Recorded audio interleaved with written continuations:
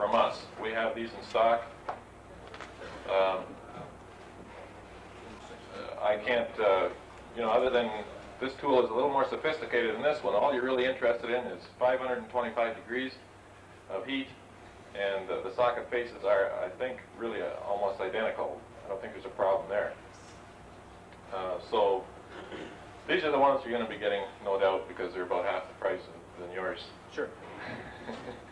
And I just thought I'd get that out of the way. But we have this one here. This is one we're using. It's the same difference. We're just demonstrating heat fusion. So, Paul? Yeah, okay. Maybe I just talk loud. Can you all hear me like this? Okay, great. Art mentioned the 525 degrees. What the tool does is heats up the outside of the pipe and the inside of the fitting so that they both melt enough so that when you shove them together, they fuse and become like one piece. I've got some samples here, and I'll sort of send them back afterwards so you can see them and see how they join to form a complete fusion. It's just like a perfect weld. But just by way of a warning, Art mentioned 525 degrees.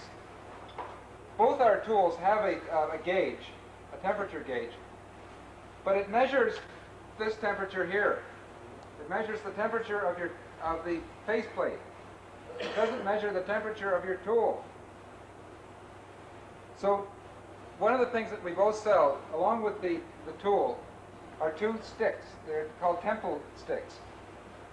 They look like pencils, and they have like a high temperature wax. One of them melts at 500 degrees, another one melts at 525. Just make sure that the stick, the 500 degree stick, melts. You're probably going to have to turn the temperature up, maybe even as high as 570 degrees. Yeah, the adjustment is in the tool. There's an adjustment in here somewhere. I guess you've got instructions. But anyway, it's really important to make sure that your temperature here is hot enough. And not just the temperature of the tool itself. Otherwise, when you make your joints, it just means that there's more likelihood of something not being exactly dead on. Yes? Oh, hi, Gino. How forgiving is The, the tool? How far can you go from the 500 degrees? we recommend 500 to 525. Better to be on the high side than the low side. So if you figure it's too hot, then you're probably still okay. If you figure it's too cold, then what can happen is that you push the things together. They may have cooled a little bit too much, and you may have a gap, which could result in a leak. So it's much better to be a little on the high side than on the low side. Well, how did you get them too hot? Didn't know right away. When you get it too hot, something will burn. You'll know it's too hot. You could end up with a big glob. Maybe the best thing to do is just to go on to how the things go together and show you some of the things that can happen. I mentioned that we heat up the outside of the pipe and the inside of the fusion. You've seen the blue pipe up here. This is basically the same stuff. It comes in coils. When you have a full coil and a reasonable length, it straightens out, so that's not a problem. When you're joining it, this is one great advantage because it is flexible and it is forgiving. So that if, when you push the things together, they're not perfectly aligned, as long as they're in the tube, in the fitting properly and reasonably well aligned, that's good enough. You have a good enough joint. You want to heat up the outside of the tube and the inside of a fitting. This is, for example, a coupling. Using the heat fusion tool, you've got to make sure that when you push this thing in, the tubing in, that you don't push it in too far, because it does melt. And so somebody mentioned what happens if it's too hot. Well, if you keep pushing this thing in, it'll melt, and you'll end up with a nice plug here. So to prevent that, we have a depth gauge, which is just a piece of copper, which we sell at a terribly inflated price, and a cold ring, which is just a clamp, which keeps the tool from going in too deeply. So All this is really is just a guide to make sure that your tool doesn't go in too far. Join onto a coupling. I shove the pipe into this side, the coupling on the other side, and I count off between 12 and 15 seconds. Now our tool has a little blinking light that is timed, so you count off 12 blinks. It's 1 per second. Now the other tool doesn't, which means that you either got to use a watch or make sure that your count is roughly 1 second at a time. $200 for a blinking light, right? That, plus a couple of other things. Department of Highway would pay a lot more than that. Our tool, by the way, is designed for a wide variety of faces and for, say, installing in plumbing systems and eventually in fire sprinkler applications, a bunch of other things. So it tends to be a little bit more sophisticated than the field tool that Art sells. Art's tool is terrific. There's nothing wrong with it. Just make sure that the temperature is correct, that's all. So we hold it together for 12 seconds, 12 to 15. 2, 3, 4, 5, 6, 7, 8, 9, 10, 11, 12, and one more. Okay, and then pull it apart, and then within 3 seconds, join it together. And then I hold it for 20 seconds. That's just enough for the thing. Yes? What about movement and cooling down once you let through the joint? It could bugger it up. Excuse me. It could mess it up. Sometimes it's really difficult to hold it steady. Well, sure. And that's something you have to judge from your own experience. Drastic movement could mess it up. A little bit of shaking shouldn't affect it. There isn't a point where you just have between the stages that you can crack or something. You're shoving it in about almost an inch. So it's even then, it's pretty hard to move it. The only time when that sort of thing is really critical is when you're doing a butt fusion, and that's what you would do with the polyethylene. And then that it's super critical. If you move it, then it could be it could end up wrecking your joint. In this case here, you have like close to an inch. So even if it does move around a bit, it's not going to be too serious. Okay, I mentioned some of the things that can go wrong if you hold it too long in the tool. If you hold it, let's say, 20 seconds or something like that, you could melt the tube a little bit too much. And then when it goes in, instead of staying nice and round, it could collapse in on itself. So that's something you can check. Like if you're just making a coupling connection, you can check the first connection you make just to make sure that it is okay. But that's something I strongly recommend before doing your first official joint, you do a practice one. What about down in a ditch? I would suggest being a little bit careful with the electricity. Yeah. So, But apart from that, this should be wiped off with a clean cloth. Nothing other than that, no primer or anything like that is necessary, just to make sure that it's reasonably clean. And that's it. So if it's raining, I guess you'd want to keep the water off it while you're making the joint, but apart from that, it's okay. It's really, it's quite forgiving. no, the thing I was thinking in a ditch, you get an angle or something, you can't hold it. You have to hold the machine plus. Oh, I your see, pipe yeah. And everything all at the same time. It's Right? going to take Yeah, two I think people. you're probably talking one guy to hold this, and we do have, for example, we have on our tool, for another $250, you get a handle. Actually, you get two handles. So if you want something really solid. But then again, you could probably rig something up with whatever you have. It's just to hold it steady. But when I say about it being forgiving, one of these joints I made here, yeah, if you're looking at it, it's not terribly impressive. See how I'm off at an angle here? I don't know if you see. The pipe goes up like that, and I'm hitting something like that. That's okay. The thing is, you've got 3/4 of an inch of pipe for the thing to join. So, sorry?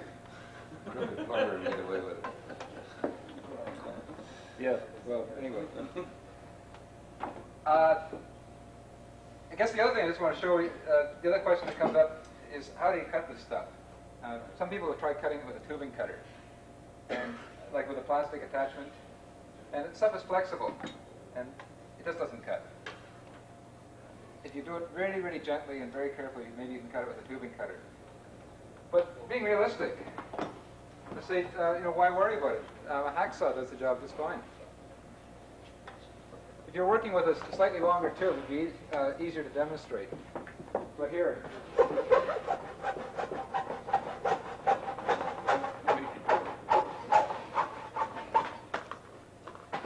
that's it. I intentionally did it poorly. Use a penknife just to clean off the excess junk. Anyway, you see what I mean? This is a lousy cut. It's on an angle. But don't forget, you've got 3/4 of an inch of fitting to join here. So even though it's not absolutely perfect, you've still got 3/4 of an inch of joint along here. I recommend you cut it better than I cut it there. But again, it's forgiving. For those that like impressive tools, Wheeler makes these.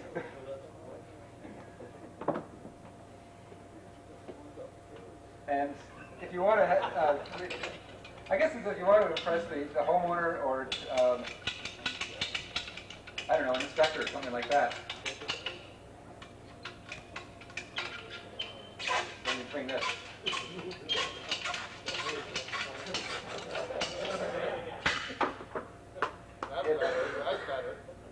Now this does make a nicer cut. But then again, these things, I think if you want to buy one, cost about $80. So, it's up to you. As far as the pipe itself is concerned, maybe Art, you want to get onto more of which pipe you recommend. Yeah. What about cleaning the tool? Yes. If you're not as much as disorganized as I was when I packed this thing, you pack along a diaper or something cotton to wipe the tool with. The tool should be wiped clean after every use. In fact, I see some Kleenex here. Excuse me, they sell.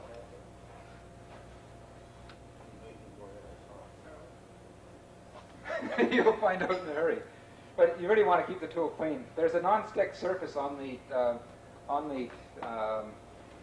faces here. You just want to make sure that after every joint, you just wipe off the excess material. I mentioned that when you try to put the things together cold, they don't fit. And it's only when you melt the outside of the tube and the inside of the fitting that you're able to push them together. Well, some of that excess material goes on the tool. Some of the other excess gets pushed outside. So it's just to make sure that the tool is properly clean. Are there any other questions on the techniques? Yes? Does the temperature of the material have any effect on the length of time it's in heated? Not really. Shell Chemical, who makes the resin, has done tests even at, I think it was 0 degrees Fahrenheit. And at a bit less than the ideal time, a bit more than the ideal time. They found that the pressure ratings were all consistent. So again, it's pretty flexible. As long as you make sure that the tool itself is heated up to 500 to 525. Yeah. Yes? What's the warranty on the pipe? Our warranty is 5 years right now. On the pipe, the material, whatever. That's part of the package that I sent either out to you in the mail or you picked up here. What I heard, something about 50-year life? Yeah, the design life of the resin is 50 years. They've been using this material for radiant heating, like slab heating, in Europe since I think the mid to late 60s. And I understood they took some of the material out, it was last year or the year before, and tested it. And they found out that its pressure capability was the same as it was 15 years before. But the design life right now is 50 years. They projected out now. Yes? Again, our sheets that were sent out, we have 25 years on there. That's what we're telling our customers doing. Some are asking for guarantees and range. The pipe which is identical to this, is what we've been getting from McPherson through Vanguard from the States has a written 25-year. Now it's either, you know, pay 90 cents a foot or 55 cents a foot. It's the same pipe. It's just, you know, the manufacturer, if that's what he's, you know, if that's what they've set up is 5 years, that's what we've got. It's exactly the same pipe. I don't know how to explain that, but that's the situation. It's the same resin, exactly the same extruding process. It's exactly the same dimensions, inside and out. How's the pipe going to look at kink?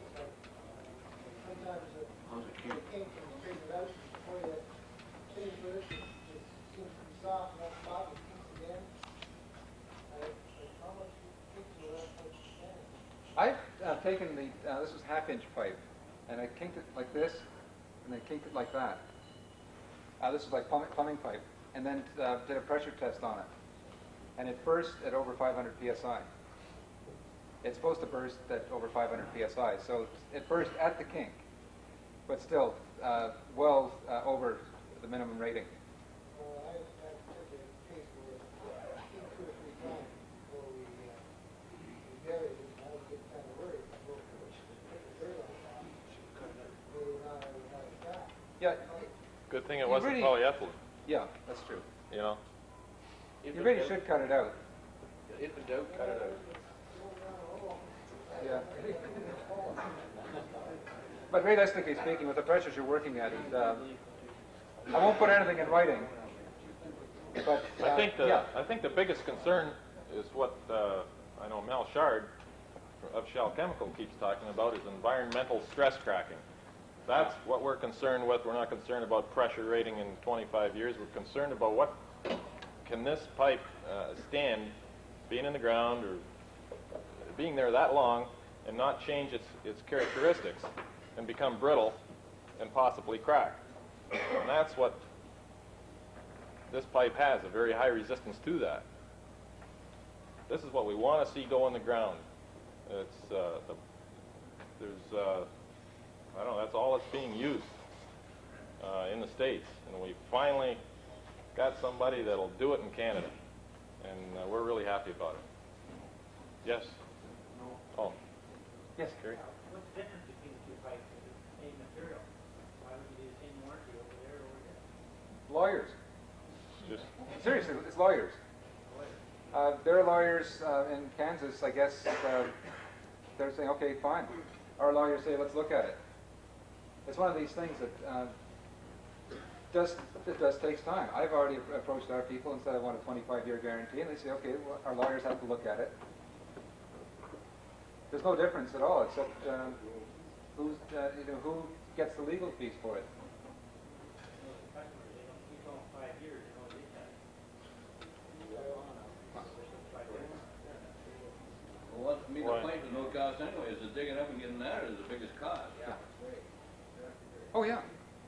And the thing is, you try to explain this to the legal firm. It's just one of these things that you have to go through step by step. So, yeah. At least you know that the pipe itself is identical to the one that is being made in the States. Yeah, well, what does this guarantee consist of? Does it guarantee consist of just giving you new pipe, or does it consist of digging the ground up and putting the pipe back down the ground? Which guarantee? Our guarantee or? Your guarantee, even the 3-year guarantee, what's it consist of to replace it with pipe? They don't look after any, the work of getting it out of the ground, or do you have a guarantee in that? Yeah, right here. Our guarantee right now is on pipe. Yeah. Warrant us taking it out of the ground, putting a new pipe back. Wouldn't the warranty be just as good as the installation put in that your... Sure. Because one of the things we have to look at is how do you find out if it's the pipe or the installation? We have to, there are all kinds of details like this, and it's basically you have to say the product is good. How you answer that particular question, I guess, is up to each individual customer, and it's just one of those things to face right now. Yes. Where do you make this pipe? 30 miles east of Montreal. Does it come from the state? The resin comes from the States, but we manufacture the pipe 30 miles east of Montreal. But, as I mentioned, one guy, the writing is in English. Yes.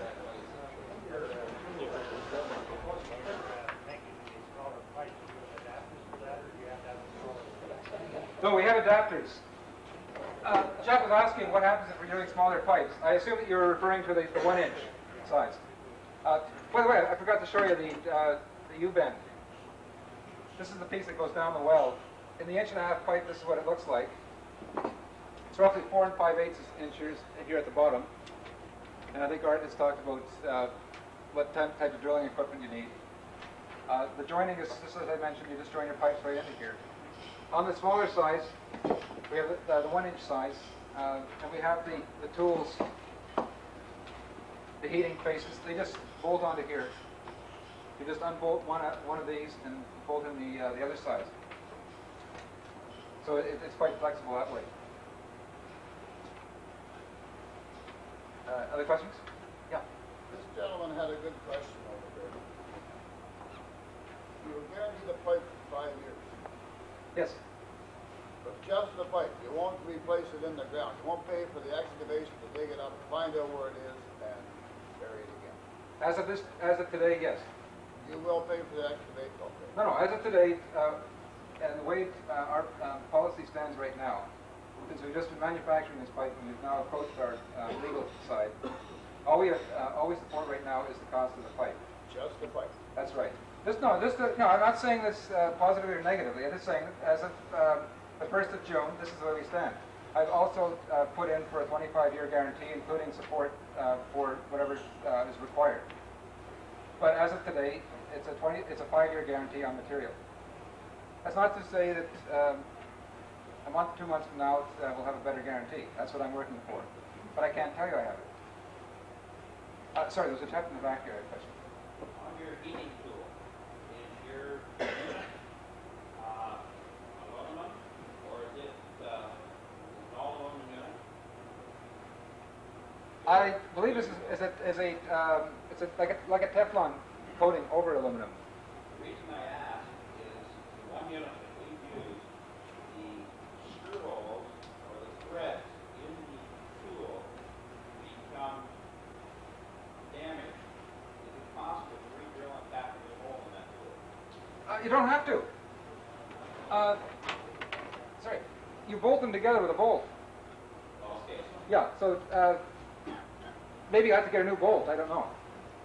That is one disadvantage of the other tool, because sometimes the screws are a devil to get in and get out and get started. I see. Good.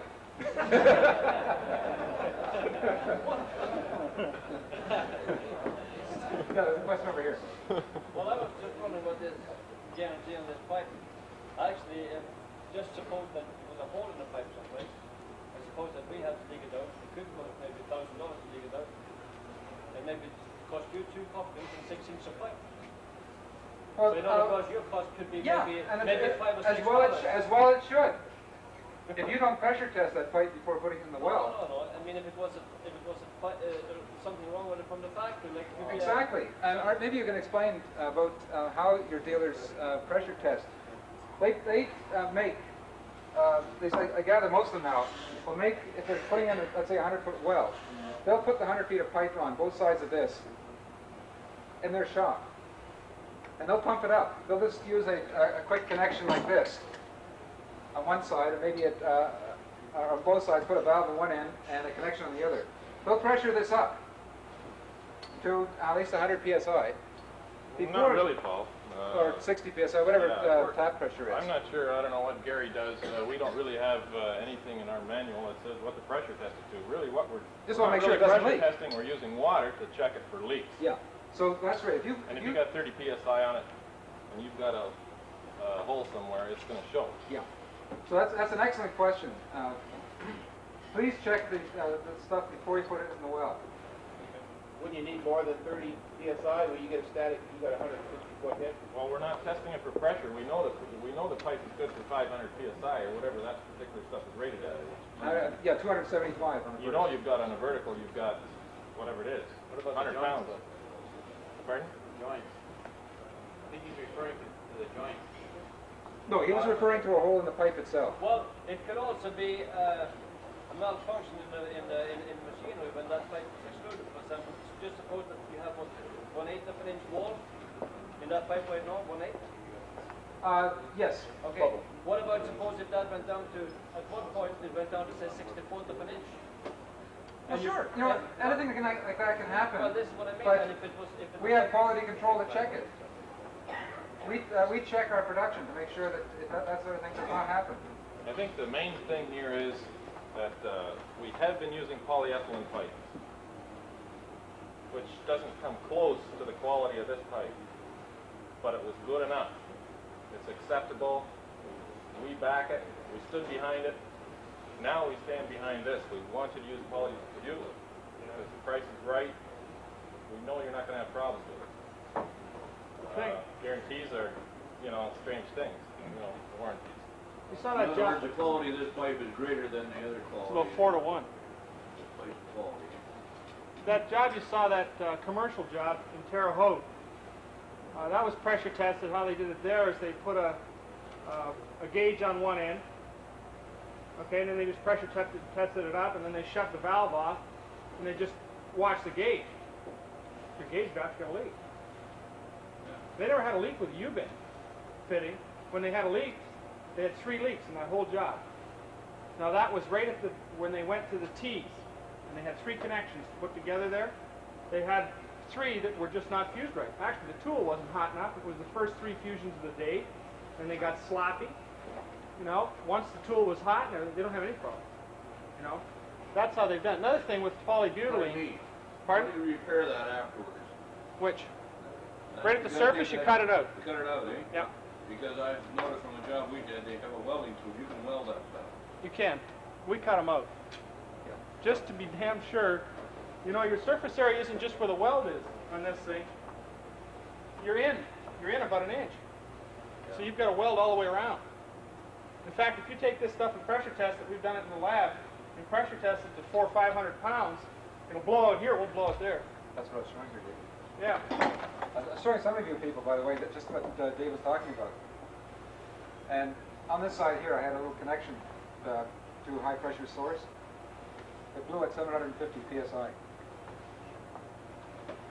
Now, one of the reasons why it blew at such a high pressure there was that for our U-bends, we use a thicker material. Just to make it stronger. So that, this is the thing, it takes the punishment. And then further up, you use a lighter weight material. But 750 psi, and the pipe blew, not the fitting. What's the difference between the 2 pipes? You got one's gray and one's blue. This is the one that we use for hot water, for 210 degree water. And it's much more expensive. We've never, as far as the polybutylene is concerned, there's about, I'd say it's close to 2,500 units installed with polybutylene pipe, plus the commercial jobs that are coming in. We have not had a leak in polybutylene pipe in the ground. Nothing. Now that's pretty substantial. Some of them have been in 8-9 years. There hasn't been anything at all. Just no problems. There's an extruder in the States that we work with that guarantees the pipe for 25 years in the ground. I don't know how they've done that. They've got an insurance thing or something, but they guarantee the pipe for 25 years installed in the earth. That's a pretty damn good warranty on the pipe. And that has not been a problem. Leaks just are not a problem. If people fuse them right, we've never had a faulty piece of pipe. None. And we have thousands. I mean, that one job in Terre Haute had 20 miles of pipe. There's 20 miles of pipe installed. Russ? I just want to make it clear. I use that tool, I use that toughness. I got it right here. To tell that it's been working with it. You know it's got it right here. But if I would have let this tool but just slightly move the cup, when it turned cold, I would not have a crack, right? No, you wouldn't. Once it goes cold, As long as you don't start going nuts. But if you're holding it there and it moves. when you're coming out of the holes and you're coming like this, That's right. and sometimes the holes aren't lined up and you have a heck of a time holding that pipe down there steady. Dan and I took one. Remember that one we heated up and pulled it apart? Tried to pull it apart, bent it right over, and then we sawed it. to cut it, and it was just all one piece. Even I always wondered whether, as long as you get it hot enough.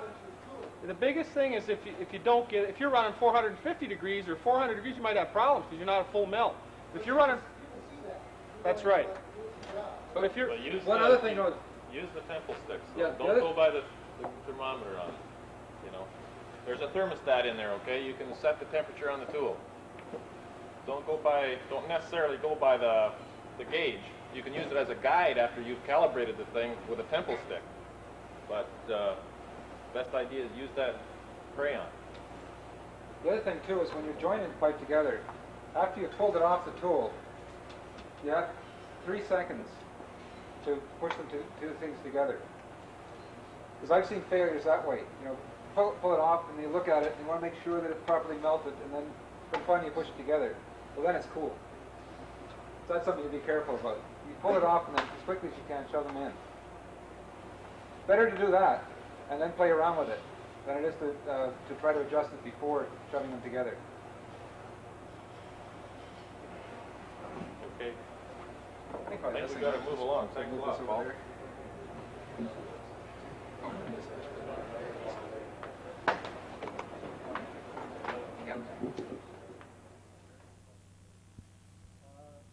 As Artie said, I'm with Thermalec Manufacturing. Pardon me? I need to use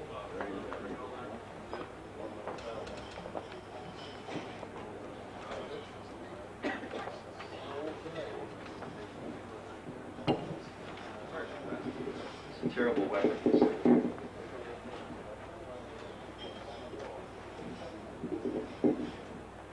Okay, I'm going to be speaking briefly about duct heaters this afternoon, and it won't take very long. Some background about our company is that we are Canada's largest manufacturer of electric duct heaters. We recently celebrated our 13th anniversary, having been in business that period of time. We operate our manufacturing facility out of Montreal, and I work out of our sales and service office in Toronto. Thermalec, I mean, basically our business is based on electric heating. And just to, since this is a new product, you've been installing duct heaters that have been sourced out of the United States. And I think basically what you want to know is that this piece of equipment is going to work with the system that you have now. And to hopefully add a little bit of credibility, I'd like to give you an idea of some of the more prestigious real estate projects that we have done in our 13-year history. And a few of them are the Olympic Stadium in Montreal, and I don't know if we should be proud of that or not with the cost overruns. That's not our fault. The Mirabel Hotel, the CN Tower, the Hudson's Bay Center, the head office of DeFasco. And as I was looking through our profile, one of the things I found was quite amusing was we found that we have going back about 4 years ago, we put a big duct heater in Consumers Gas office in Peterborough. That's new to me. Anyway, I'll pass this around if you want to have a look at that. Here's a little bit of history on our company. Some of the companies we do business with, as we will be doing business with your organization, are such companies as Lennox, Carrier, Keep Right, ICG, Temprite, all the open coil duct heaters that are used by FPE, Federal Pioneer, we make them for them. Also, the people from WestCan, these are the people who bought out the tools and dies for the General Electric line of baseboard heaters. We also make, in something that's not really related to duct heaters, but we also make forced air electric unit heaters for GTE Sylvania, and they also use our duct heaters. So now that I've waved the flag and told you how good we are, I would like to say that all of our products are CSA approved. We use strictly open coil elements. See them right here.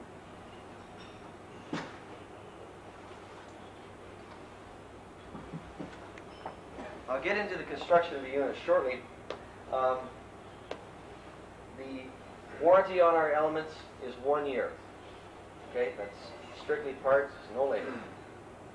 The standard frame size for this application that you'll be using is 14 inches by 14 inches.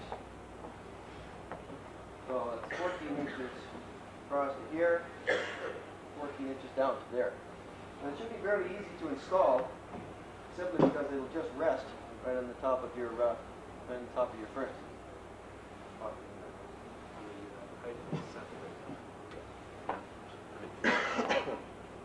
And that's what we call our basic slip-in type design. It's a little bit different from what you have experienced in the past. Art was asking one question. We will have a specific set of installation instructions for this unit as it relates specifically to your type of equipment that you'll be installing.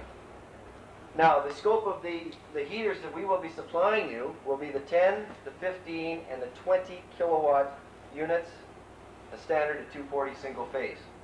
But at this point, I'd like to say that we basically can make any size of duct heater with almost any voltage within the constraints of CSA and the size and heat output that you want. And the difference is it's about 4 to 5 weeks delivery on any specials. Okay, that's from order date to ship date. Now the wiring diagram, you may want to just all look at your folder here. I don't want to seem redundant, but just to go over this very briefly. We're going to go to a new product, so I'm sure you'd like to rest at ease to know that the wiring diagram is basically the same. So I'm just going to go over it very briefly so you see this. You'll notice where it says command air duct heater, bottom area down here. Page I'm on page 44779. 44779. Thank you.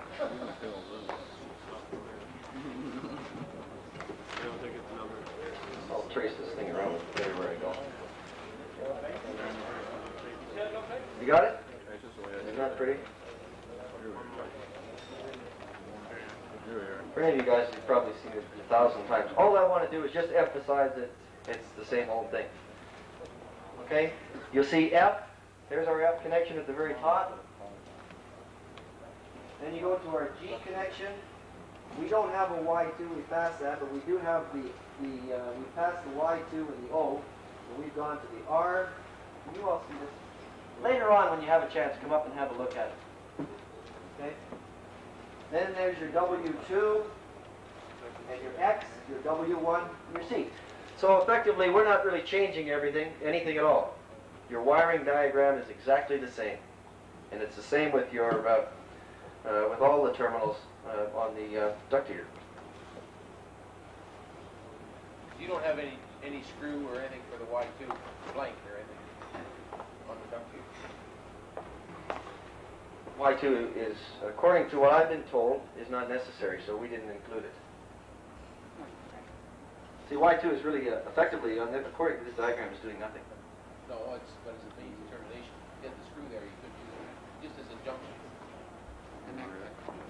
Like you bring your feet from the thermostat down into there, and then down to the water furnace. Yeah. You can go into there with one wire, and then continue on through and have it terminate on a terminal block. Right? And tested to operate safely and effectively at 400 CFM. And this is in the black temperature range. So it's, as far as the duct heat is concerned, it's fairly low watt density. Black heat means that the elements are going to last longer. I think there was some concern, Art, about putting 5 kilowatts, or our elements seeming a little bit light. Well, the reason the elements are light is what we've done is we've gone to lower watt density per element. In other words, the thickness is in direct relation to the amperage. So what we've done is we've gone to, rather than each element being 5 kilowatts, our elements are 2.5. So we're operating about half the watt density, and we're spreading more heat throughout, and hopefully it'll balance it out. From a standpoint of service, if there is a burnout on an element, you're only losing 2.5 kilowatts as opposed to 5. Okay? They're in 5 kilowatt steps. They are in 5 kilowatt steps, yes. So this means more relays or what? The 10 is 2, the 15 is 3, and 20 is 4. Okay? The automatic reset cutouts,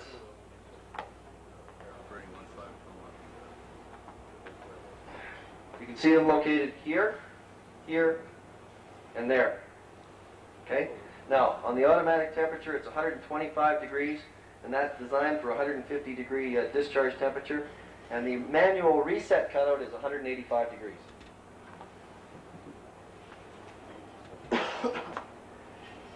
One of the differences is that there's no fusing on this duct heater. And the reason there was fusing, I understand there was fusing on the duct heaters you have been using in the past. UL requires fusing for anything over 10 kilowatts. Okay, and CSA does not require that. Consequently, we have not included any fusing or breakers.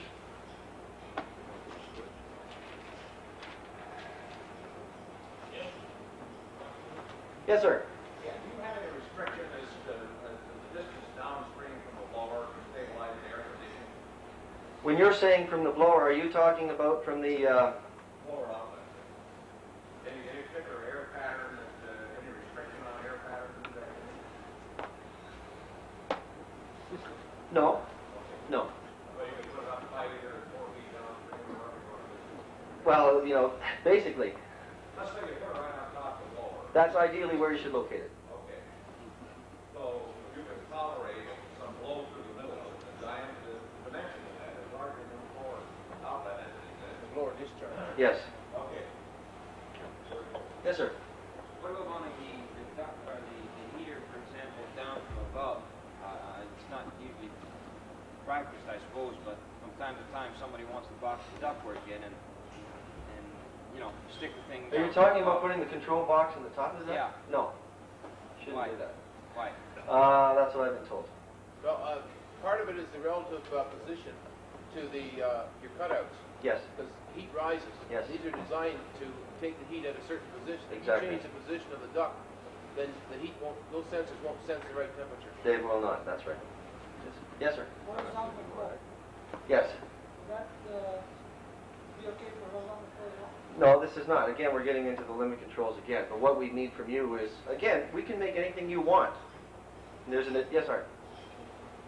I set all this up with Sharon. Yes.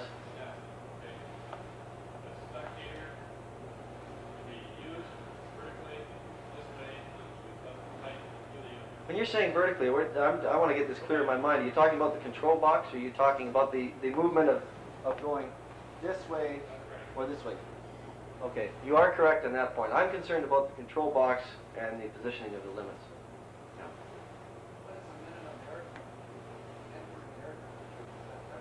Well, the minimum CFM is 400 CFM.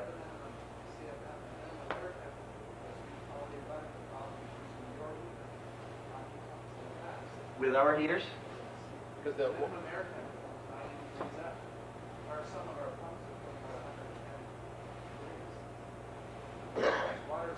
Which, can you tell me, I hate to ask you, but which, this is our duct heater you've had problems with? Okay. Let me look into it, and I'll get back to you.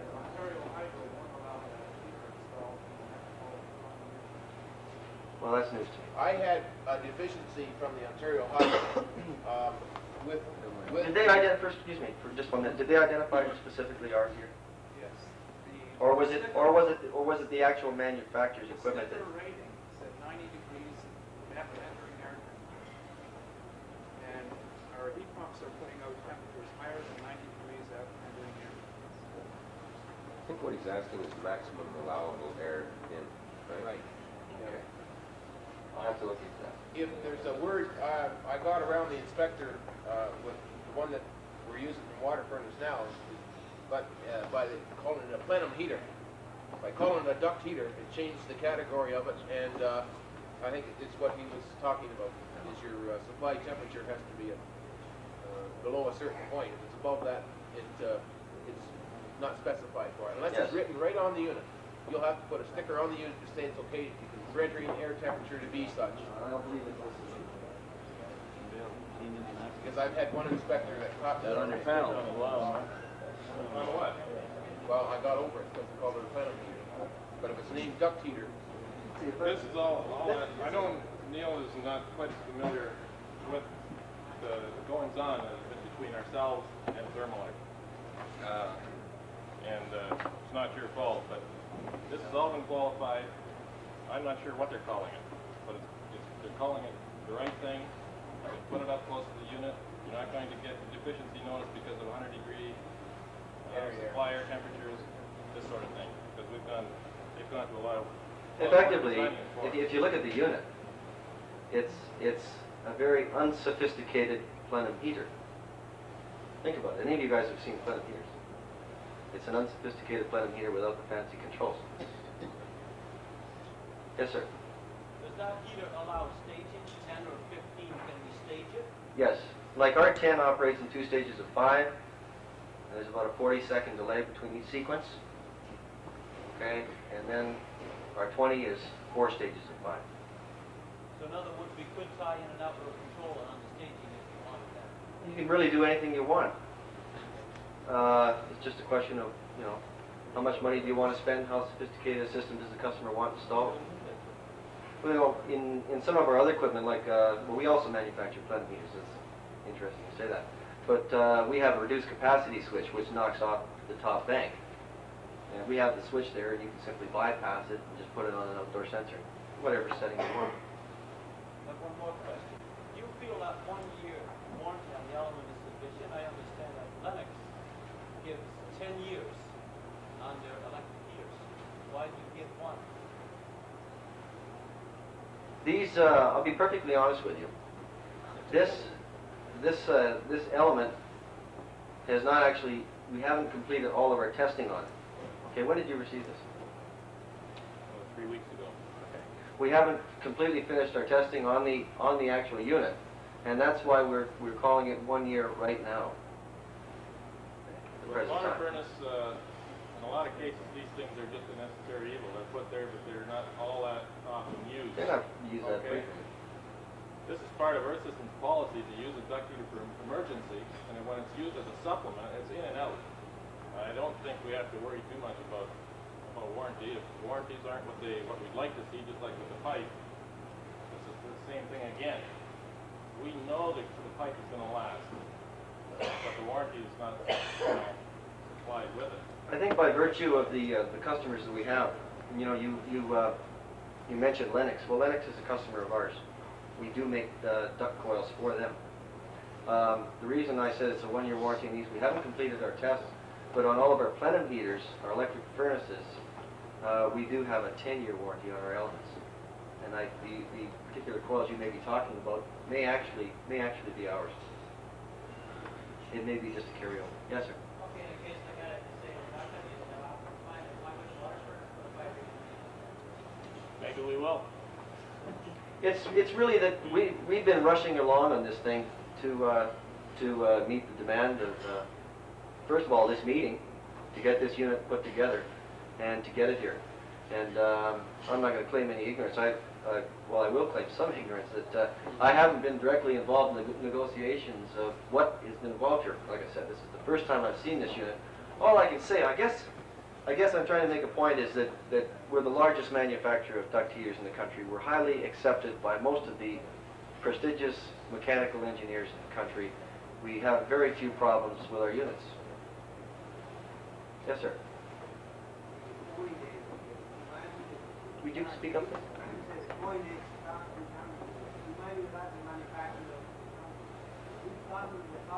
Yes, I understand. Yes.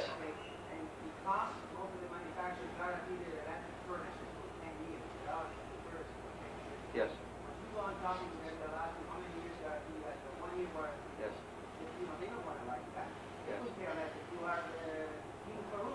Well, I couldn't agree with you more.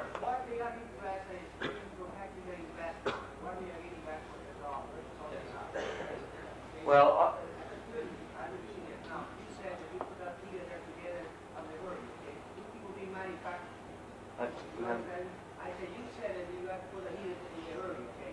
yes.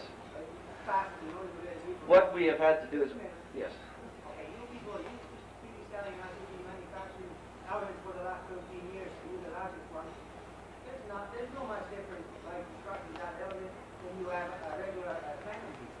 So why cut it down from 10 years to 1 year like that? Well, because we don't like to make a statement until we test our equipment. That element you got in there, the filament you got, the element you got in there, the control you got in there, it's Yes, but we still have to test it. And I think the chances are that we probably will do something about the warranty, just as you said back there. But we have to go through certain procedures. Yes. Yes. Yes, I can understand that entirely. Mm-hmm. Just getting off this subject a little, is that thing sized to fit right over the opening on the top of the furnace, or is it, it doesn't look like it? No. That was the whole problem with the one that we had. Not necessarily a problem, but No, because the one that you had was pretty good, I thought. it is pretty good, but it also creates quite an inventory problem for us and for yourselves. You've got a 10 kilowatt heater, you've got to carry 3 different sizes of one 10 kilowatt heater. It's just not an economically good thing. What we've got here is one size, you've got 10 kilowatt heaters in stock, or you've got 15, or you've got 20. They're going to fit any unit you put them on. And also, that type of heater that we were using before had to be inspected. You cannot get CSA approval on it. You have to go with this type. I think it was a hell of a thing to get into service. So there's a lot of advantages to having done this. In fact, most of the, well, it's probably a 50-50 draw. I think most of the dealers out there would rather get away from that one. I keep pointing to that one because it's not on there. The one we used, as opposed to this one, others like this one better. Is it going to be a lot cheaper than that one? No, it would be about the same. This one is made in Canada and not have to be inspection inspected and imported from Florida. Well, it took quite some doing to be able to match the price that we were getting from Florida. What do you mean, a 25% difference change? Really, I think it relates to volume. It's And that's manufactured down there in duct heaters. The volume, just by virtue of their population base, they just manufacture. I think what we're selling here is water furnace. We're talking $8,000. We're talking $10,000. This is an important part of the total installation, which really comes to a total of $500 or $600 by the time you've got it installed. But it is an important part. It's something that's necessary. We have to stock it. We have an approved heater. We've got one size fits all, and we're talking Canadian manufacturing. I think that tells the story. Rick? What about a load control device where we could shut off the water heater while the plenum heater cuts in, getting the hot water from the super heater? You talking about load shedding? Yeah, where then we can hook it up to 100 amp service. No reason you can't do it. Do you people manufacture a load control device? Yes, we do. Yes. So, for example, well, you know, it's interesting you say that, but this all falls in with plenum heaters. But we do have load shedding with control transformers. Yes, we do. We use that with our duct heaters, actually. We've still got 60 of the old style heaters in stock, so if you like them. Does that slide into the ductwork? Yeah, that's what we call a slip-in. We need a 14 by 14 duct. Yeah. You just cut a 6-inch slot out of one side, slider in. Slide in. A certain distance up from the unit. Yeah, well, you've got your distance. Yeah, you can't go wrong. Right. And then the air blowing through, when it's that close to the blower, the air blowing through the little discharge of the blower Yes. will not cause the elements to burn out, stay down in the sort of in the dead air space of it. No. Because they're half the densities. Like you're getting. That's why we're operating at what we call black heat. Yeah, they're operating cooler. Yes. Look, half the watt density of the conventional. Well, it's 30%. Yes, sir. Is that a grading plate on the bottom of that heater? Yes, yes, it is. That's a bad place. It should be on the side. You see the inspector try to read that one? Well, I'll tell you what I'll do. I'll talk to our engineer people. See if they can put it. This is just a sample heater. It's not the same. When you get the Side or the top? Side Maybe on the side plate. Well, the side plate, maybe not. Well, it's hard to say. You might be punching Put it right in the front door. Everybody can see. Okay. Thanks an awful lot. The front door would be better.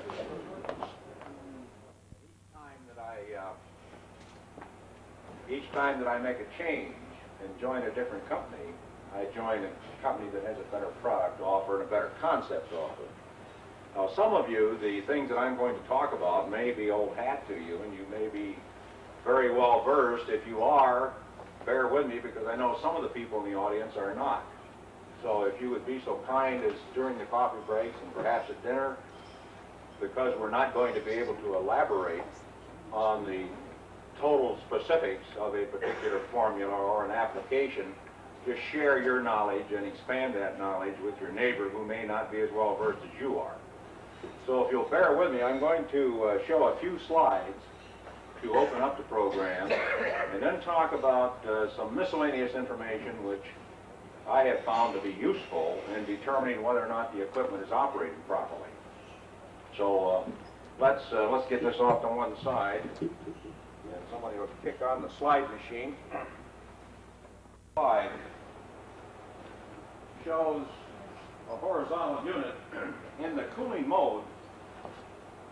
And one of the nice things about this equipment, particularly on the job that you saw that they put on the TV tape at Terre Haute, you know, a job of that size, particularly in those rooms which had computers, you're going to find that even in the dead of winter, many of the units, can everybody hear me back there, by the way? Okay, I know it, but I don't like the mic. If you can hear me back there, that's fine. I usually talk loud enough so people can hear me. Beg pardon? The mic? Yeah. All right. I'll use it. You're the president. I don't want to make the president mad. You know, he might not feed me dinner tonight. In any case, the nice part about this system is that it can actually contribute to the loop temperature even in dead of winter. So on that commercial application, rather than the temperature going down to our 25-degree published minimum, chances are, because many of these units will be on cooling while others are on heating, our average loop temperature, even in the dead of winter on a multiple unit application, will tend to be higher.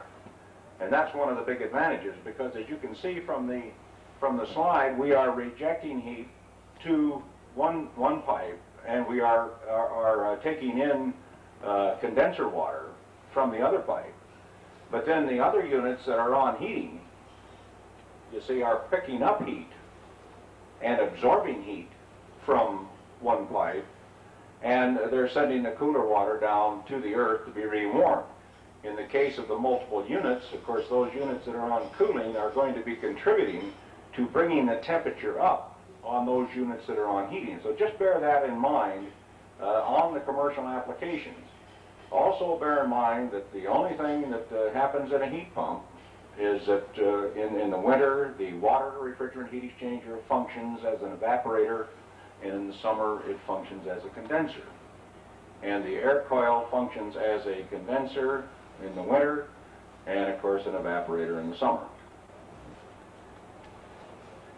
This is the simplest refrigeration cycle there is. This is what keeps the Alaskan pipeline from sinking into the permafrost.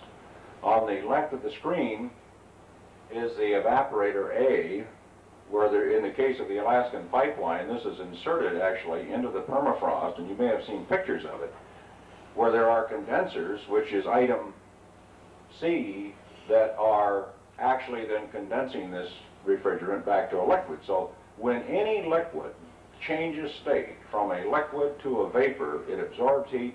When it condenses, it releases that heat.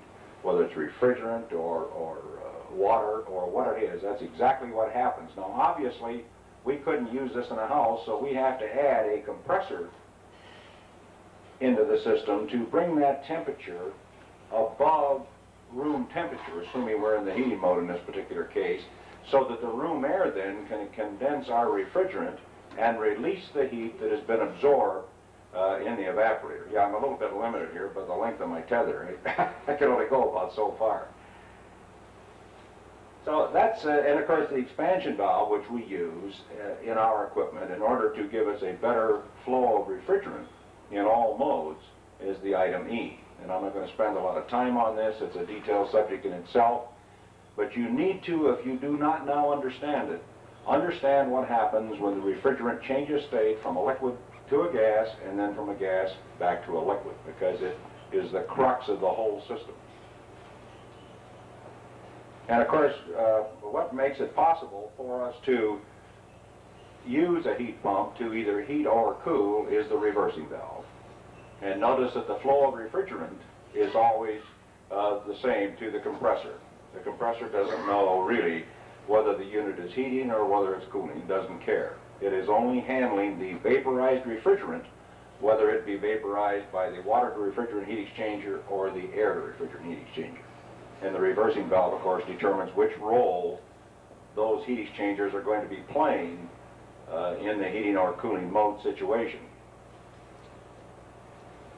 I'm going to go through these rather rapidly, but you can see the reversing valve is directing the flow of refrigerant, in this case the hot gas, to the condenser.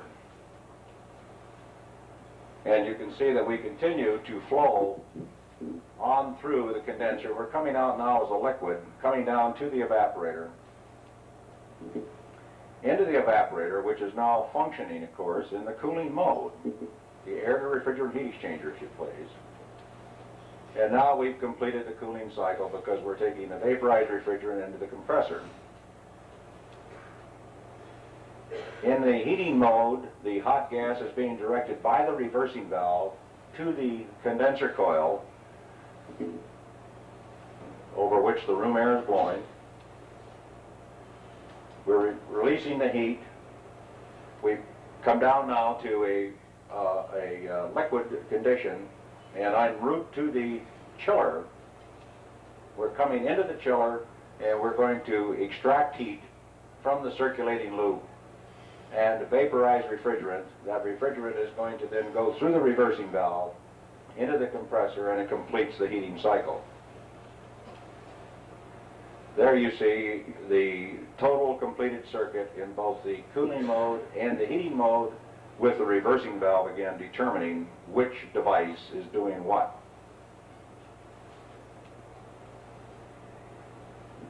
In addition to the water that we've got to flow through our unit, and it's of paramount importance, and we're going to try to demonstrate this in just a couple of moments, we need to know that the existing ductwork, if we are converting or retrofitting a system, is of sufficient size to handle the air that is required to make the unit operate properly.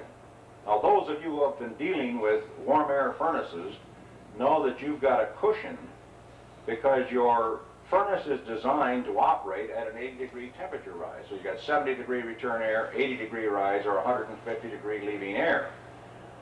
But the limit control is set at 200 degrees, which means that you've got a 50-degree cushion should you mess up on the duct design. You do not have that cushion with a water source heat pump, or any heat pump for that matter, because when the air to refrigerant coil is functioning as a condenser, the only way that the refrigerant is ever going to get condensed is if you get the airflow across the coil. If you don't get the airflow across the coil, it isn't going to work. So the basic formula is area in square feet equals the quantity in CFM divided by the velocity in feet per minute. And you can use that formula if you know the acceptable velocities to calculate whether or not a particular duct system is adequate for your needs with a given unit after you've selected it. Because once the heat loss has been done, and Dan's going to get into that a little bit later, then you select the unit based on that heat loss and a certain balance point.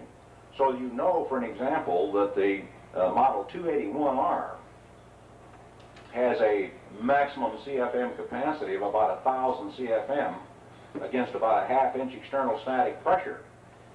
So in the first instance up here, you can see that we're talking about the main duct. We've assumed a 1,000 foot per minute velocity, which is acceptable. ASHRAE has a range of between 800 and 1,200 feet per minute. I picked the middle range. 900 feet per minute. I picked the 900 feet per minute. It depends on which one I put on the screen. But in any case, if we divide the 900 into 1,000 CFM, you'll see that we end up with a square foot area of about 1 1/10 square feet times 144. It gives us 160 square inches that we need to deliver the 1,000 CFM through the duct. Now, as I said, we can go up to 1,200 feet per minute if we have to. Bear in mind, however, that if we do go up to 1,200 feet per minute, you're going to have a greater pressure drop in the system. Therefore, your blower is going to have to work harder to get that air across and through the system in order to get the adequate airflow across the coil.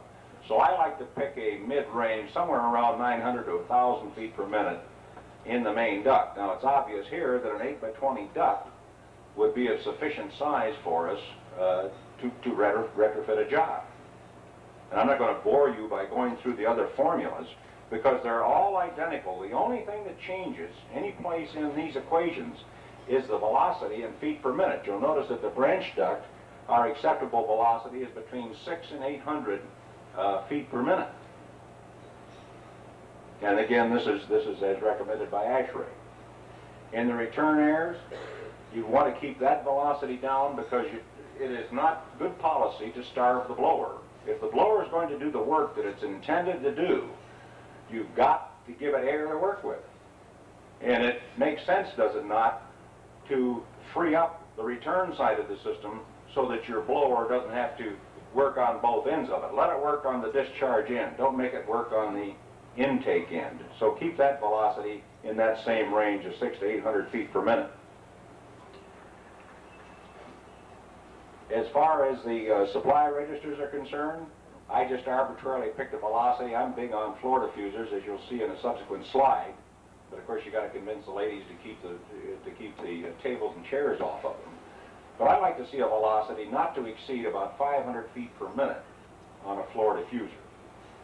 And you can go ahead and calculate. Bear in mind, however, that on diffusers you're talking about free area, you're talking about the net free area. Not the gross area. So if you've got a 4 by 14, your free area is roughly 80% of that 56 square inches. But in all cases, the same formula can apply. So really, on the back of an envelope, if you know what size unit you're going to put in, you can go through these formulas using that area equals quantity divided by velocity and determine real quickly whether the existing system can handle the required amount of air. And of course, on the return, again, we don't want to starve the return side of the system.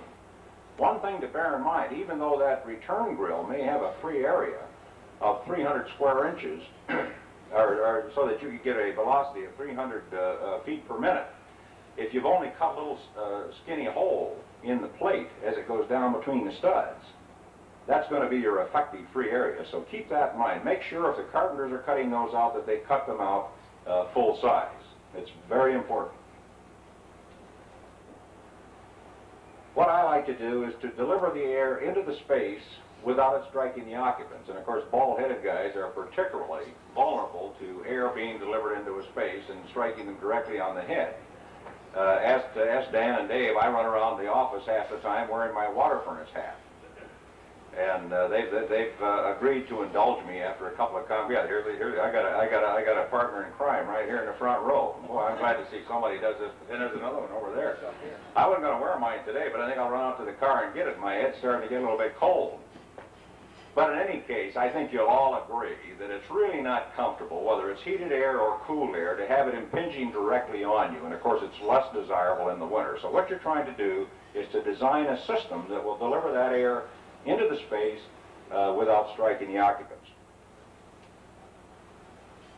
And of course, what you want to do with the return grills, you want an unrestricted flow of air, and you can place them, of course, to help you enhance the flow of air within the space. And you've obviously got to have the supply register sized in order to deliver the required quantity of air in the space to do the job, because BTU equals CFM times 108 times TD. And if you don't have that, it isn't going to work. That's all there is to it. So your air, in this particular case, with an air source unit, is the carrier of the heat into the space or the carrier of the heat away from the space, depending on which mode you're in. So you need to address the proper sizing of the supply registers. Floor diffusers properly placed on an outside wall at the point of greatest heat loss, to my estimation, are the greatest way to do it on a system where you're going to both try to heat and cool, because the farther north you go, the more imperative it is to keep the total room temperature, floor to ceiling, uniform, and floor diffusers can do that. And of course, I'm big on weather strip windows, and I don't think there's an automatic focus on this thing, no. This will give you an idea of what will happen to the air patterns within a space. Now, there is some controversy when everybody sees that 12 inches from the outside wall, and I did that on purpose. You've got to get the floor diffuser into the room far enough so that it doesn't blow underneath the drapes. If you don't, you're certainly not going to have an air pattern like this, plus the fact that it's going to be aggravating to sit there in your easy chair and watch those drapes blow. So in any case, you've got to discuss this with the lady and find out how far her drapes are going to protrude into the room, and then bring the floor diffuser in so that you're not going to impinge on those drapes and blow them around. Now you notice from that air pattern that we're showing aspirated air. And this is important because as the heat loss of a structure goes down, so goes down the size of equipment that you need to put in and the CFM total that you need to circulate to keep the room air in motion. And if you properly place and size the floor diffuser, you can aspirate air at anywhere from 2 to 3 feet of CFM per CFM delivered. So a 2 or 3 to 1. So for every CFM that you take through the diffuser, you can start room air circulating by aspiration. And you do that by treading a fine line on the velocity thing. Now, we used 2 years ago on a system that I was selling, deliver air into a classroom at 1,000 feet per minute. The way we did that at 1 foot centers, and the way we did that and got away with it, is that we had no deflection whatsoever. So bear in mind that the less deflection you have on a diffuser, the less chance you're going to have for noise as the velocity goes up. So a zero deflection diffuser has less chance of making the noise, but it has the greatest potential for aspirating the room air as the velocity goes up. So you need to think about that. As the price of fuel and energy goes up, you're going to find that the heat loss is going to continue to go down, down, down. They're even talking about zero heat loss houses now that don't have any heat in them. And of course that's a little far-fetched, but they are building some of them. Let's address the water piping a little bit. Some guys think, and Dan took care of that when he caused this unit to be redesigned, it had originally 3/4 inch iron pipe size on the unit, but that's since been increased to 1 inch. And one of the reasons he did that was that people being creatures of habit, if it's 1 inch, we're going to carry it 1 inch all the way. Now I think you can see from this chart up here, and this happens to be an iron pipe size chart, but it really doesn't make any difference. The important thing is select the chart for the particular material that you're using, whether it be iron pipe or polybutylene or whatever, and find out what the pressure drop is per 100 feet at a given flow rate. Now, on the smaller systems, we've pretty much figured this all out for you, but you get into a job like that one down in Terre Haute, you're going to have to address flow versus size and pressure drop versus pumping horsepower, because there ain't no free lunch. Everybody's aware of that. You can pump a lot of water through a small hole if you want to buy the horsepower. If you buy the horsepower, though, you're going to pay the price in electricity consumed, aren't you? So let's take an example here real quickly. At 5 gallons per minute, at a 1/2 inch pipe, we've got 29 feet of head per 100 feet. You'd think that a 1/2 inch pipe would handle 5 gallons per minute pretty nicely, wouldn't you? Now, this happens to be iron pipe, of course. But look what happens when we slide over to 3/4 inch, just one size. We cut that by 75%. We drop it to 7.5 foot ahead per 100 feet. It's very important for 2 reasons. The cost of pumping that water, plus the fact that you got to get the water to these babies or they won't work. And we're going to try to demonstrate that in a couple of minutes. So enough said, and don't forget too that the fittings also have an equivalent pressure drop. We don't have the time to get into an actual pipe sizing procedure, but it's important that you think about these things. You've got to have water, you've got to have air. We're talking about the water now. And of course, I lifted this slide from somebody, and that's an old Solargy machine, but they did do a nice job of insulating the ductwork, so I swiped it.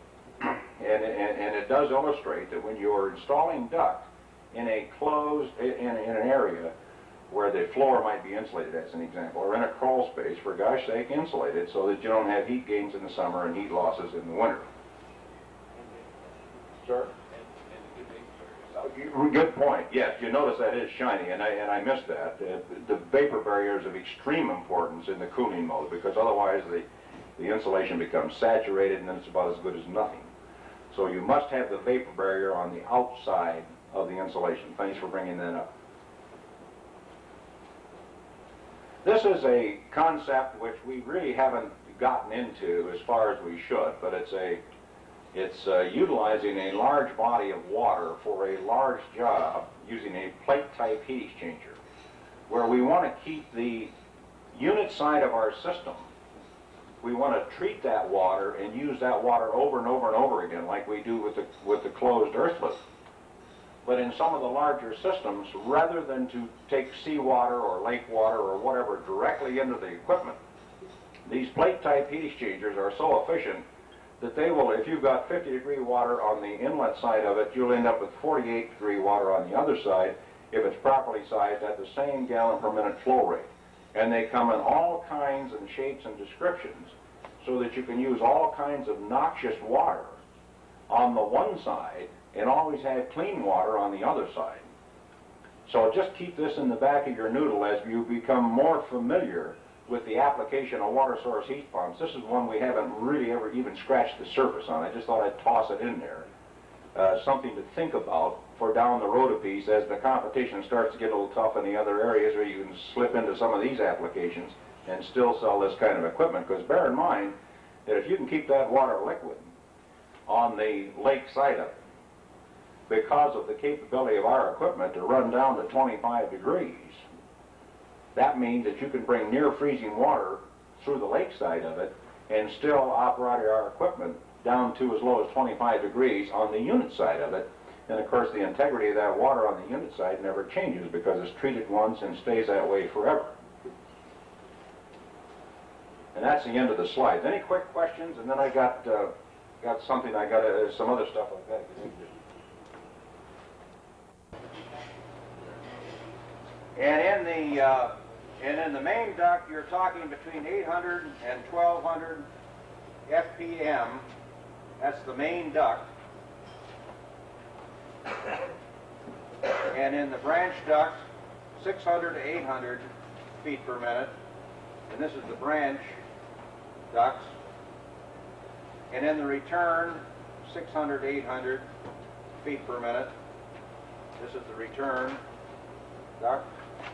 And then in the 500, I say 500 to 600. I don't want to vary too far on that. Depends on the deflection, remember, whether or not you get noise. Feet per minute on the diffusers. And say 300 to 400 feet per minute. Now, if you've got a low-cost return air drill, if you get much above 400 feet per minute, you'll find that it'll start to sing a little bit. And that just simply means you're trying to get more blood out of the turnip than it's got to give. So this would be feet per minute. This would be on the return drill. And I'm making a federal case of this on purpose because in the heating mode, the air to refrigerant coil functions as a condenser. You've got to get the air across the darn thing to make it work, because if you don't condense the refrigerant back to a liquid, there's only one thing going to happen. The head pressure is going to rise, and it's going to shut off on high head pressure. Now, the other thing to address the water side of it is I'm going to have to, because I'm familiar with it, and I think these flow meters, are they not, Ernie, in U.S. gallons? Okay, so I'm going to have to, you bear with me, I'm going to have to use U.S. gallons in my calculation. But you've got to bear in mind that 1 BTU raises 1 pound of water 1 degree Fahrenheit. And that's really what this whole thing is all about. Because as you're taking water through the water to refrigerant heat exchanger, in the heating mode, you are extracting heat from the water. So the amount of heat that you extract from that water is contingent upon the pounds of water, if you please, that you flow through that heat exchanger. And if Ernie and I have a little luck, we may be able to demonstrate graphically by looking at that temperature gauge over there, what happens if you starve the unit on water. That is, if we can get it demonstrated before we freeze the unit up, because we don't have any antifreeze in the system. But we're going to try to show the effect on a reduced water flow. So in the closed loop application, what you're looking for is a minimum of 3 U.S. gallons per nominal ARI rated, and this is important, ARI rated ton of equipment. So the ARI ratings, of course, are at 70 degree entering water and 70 degree entering air, but for purposes of choosing your water flow, always base it on the nominal tonnage based on ARI conditions. 85 entering water for cooling, 80 degree dry bulb, 67 wet bulb on the cooling. So 1 gallon of water, one gallon equals 8.33 pounds. If we have a 1 gallon per minute flow for 60 minutes,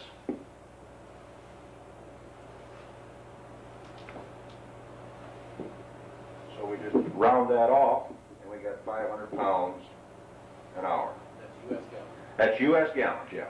But the BTU still rated 1 pound of water 1 degree Fahrenheit. So if you get flow meters that are calibrated in Canadian gallons, well, of course you could do 10 pounds per Canadian gallon?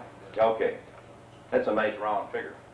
In any case, you see that at 1 gallon per minute flow then, you don't need to monkey around with this formula, because you know if you've got a 1 U.S. gallon per minute flow, that you're going to end up flowing 500 pounds of water through the unit. Now we're going to show you, through the use of Pete's plugs here and thermometers, how you can check a unit without ever putting a set of refrigeration gauges on it. And my motto is, if it ain't broke, don't fix it. Because every time you connect to one of those Schrader valves, you're going to lose some refrigerant. So why ever connect the dang things up if the unit's working? And you can find out if it's working by simply measuring, number one, the flow rate. Of course, if you got a flow meter, it's real easy. And then number two, the delta T, or the temperature drop across the unit. So let's assume, for purposes of discussion, that we got a 6 degree temperature drop across the unit at a 5 gallon per minute flow, just for talking purposes. So we'd have 5 times 25, 500 is 2,500, times 6 degrees is 15,000 BTU. This is 6 degrees delta T. This is BTUs per hour. That's our heat of extraction, if you please, or heat of absorption, whichever term you want to use. Chances are, if this equipment is working in the heating mode and the reversing valve actually reverses, it's going to work in the cooling mode. But the reason I like to check it in the heating mode is because I have a constant. Whereas in the cooling mode, I don't know exactly how many CFM. It's a 1,000 CFM rated unit. I don't know exactly what the density of air is.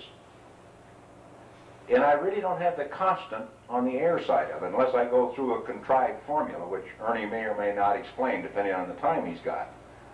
But on the water side, I can measure flow. Even if it's an open system, I can catch it in a bucket, can't I? In time with my watch, how long it takes to fill the bucket.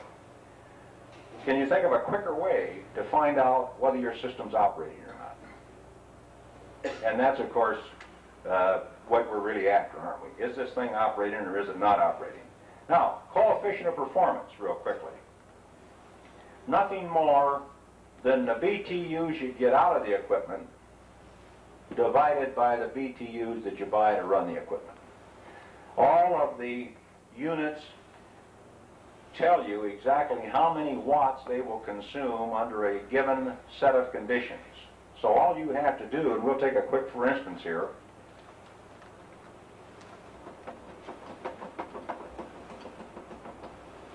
Let's assume that a particular machine is putting out, let's say, 30,000 BTU.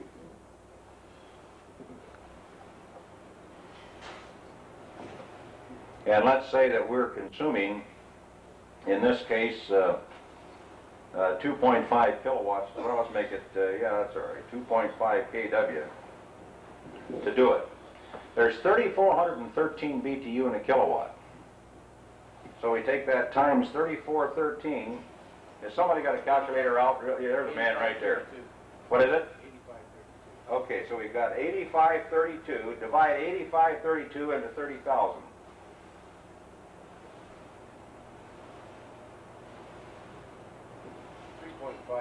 Okay, so the COP of 3.51.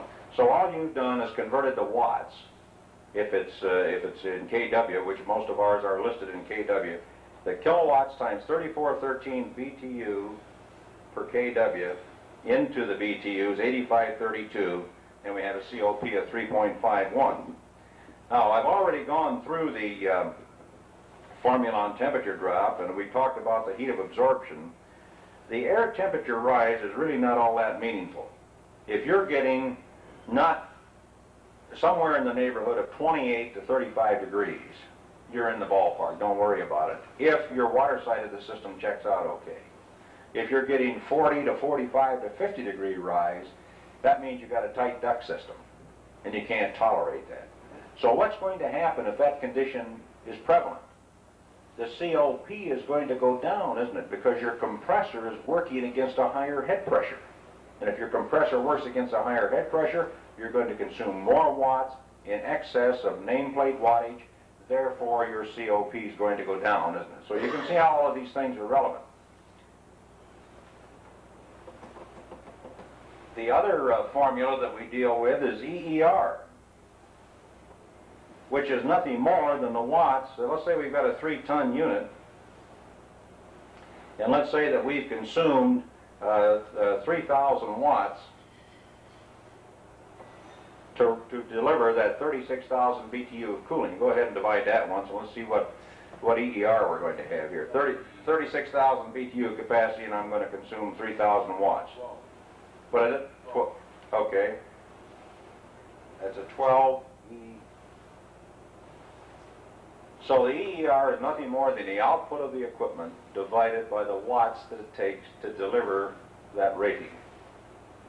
And of course, this is not uncommon for a water source unit to deliver a 12 EER under given set of water conditions. Okay, let's talk just a brief bit about measuring, and we're going to demonstrate that in a minute, but you don't have this particular sheet, I don't believe, but in the Command Air Commercial section, okay, you got it? Good. In the Command Air Commercial section of the literature, you'll find at the bottom of the heating performance, the one I happen to grab here happened to be a 510, but you'll find that at a flow rate of 15 gallons per minute, that there's an 8.3 psi pressure drop across that heat exchanger. If you don't have a flow meter, now this is not as accurate a method of checking as is a flow meter, because we have the additional pressure drop of the T's and the nipples that it took to put the T's onto the connections of the unit. But it's close enough. It'll give you a ballpark idea whether or not you're flowing the right amount of water through it. So whenever you're don't have a flow meter available, or if it should happen, God forbid, break on you, then you can, given this device,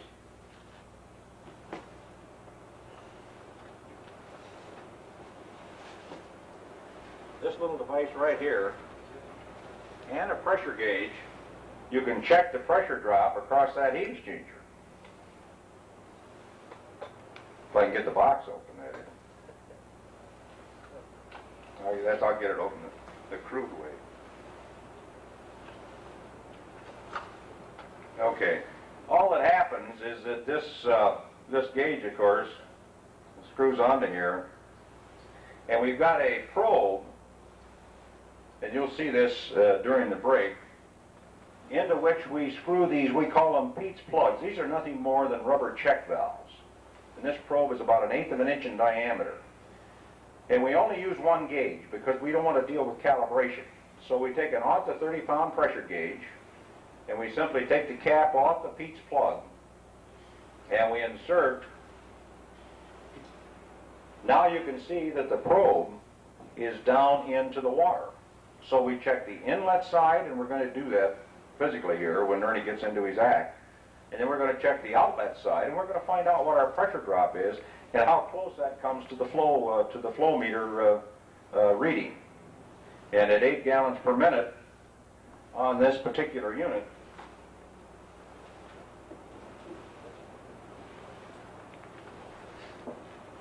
we should have a pressure drop right around 6.7 psi. That's on the SWPR 281.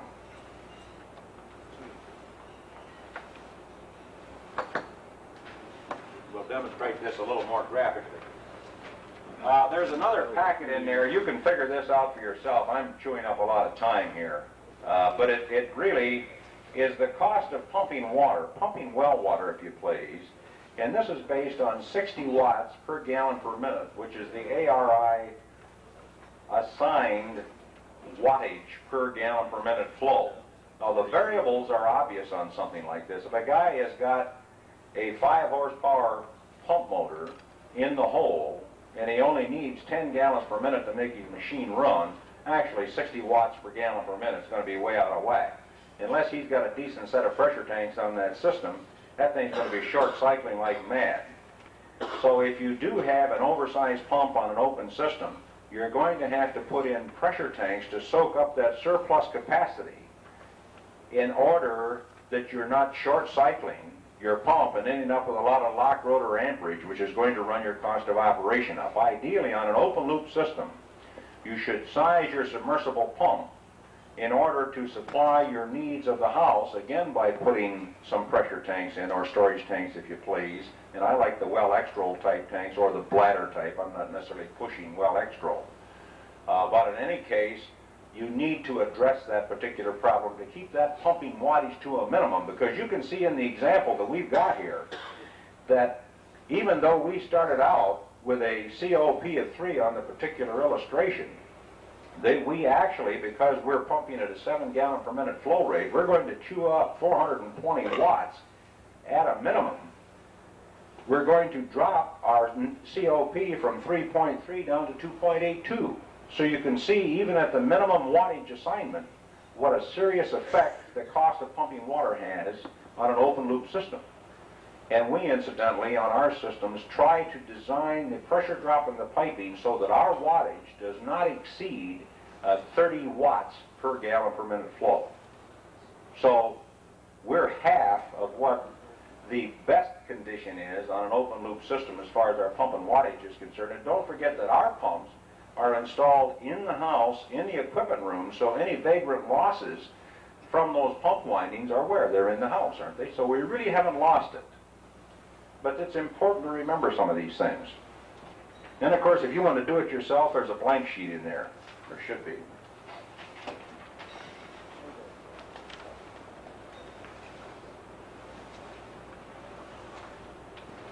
I'm not going to go through the pipe sizing procedure. That's also in there, and this happens to be for an open loop system. The procedure is exactly the same for a closed loop system.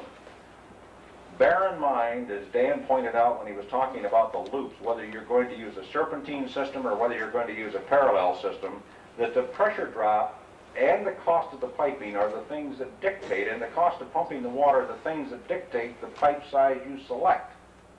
So just pay a little bit of attention to that. You can't go on forever. Some guy the other day wanted to go around a 2,000 lineal feet of 2-inch pipe around the lake.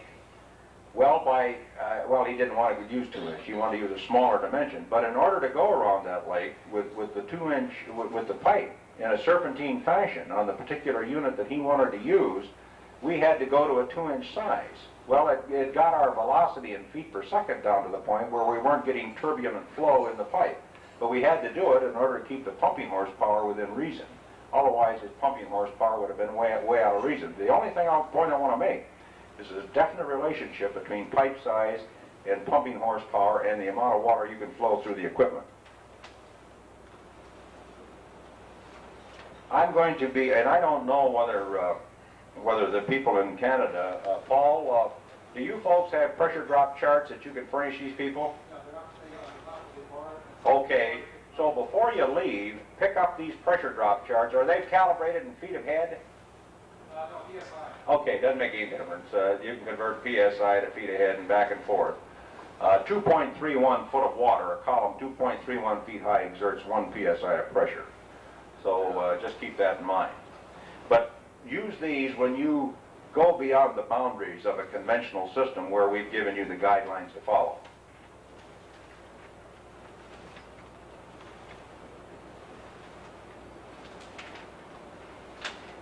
Any questions anybody has on some of the stuff that we talked about? We want to demonstrate. Yeah, go I ahead. don't think you mentioned about the output of the unit, how it's the energy from the ground plus the energy from the electricity to run the unit is the total output.